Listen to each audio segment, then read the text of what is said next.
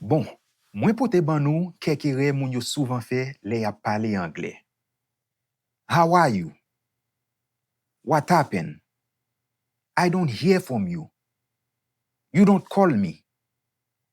I didn't go to work today because I don't feel good. C'est pas how are you? C'est how are you? How are you? Qui signifie comment vas-tu? C'est pas what happened. C'est what happened. What happened?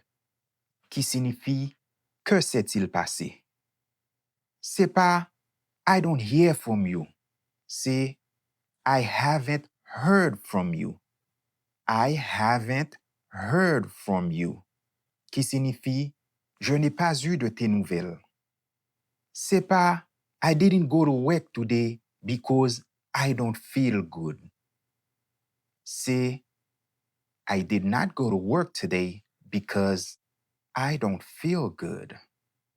I did not go to work today because I don't feel good. Qui signifie je ne suis pas allé travailler aujourd'hui parce que je ne me sens pas bien. Mwen pa al travay jodi an paske m pa sentim bien. Guys, don't just learn English, but you also have to practice English. Pa jist apren Anglè an, men fok nou pratike Anglè an tou. What are you waiting for, guys? Just follow me for more videos on how to speak good English. Ki sa nap tan, guys?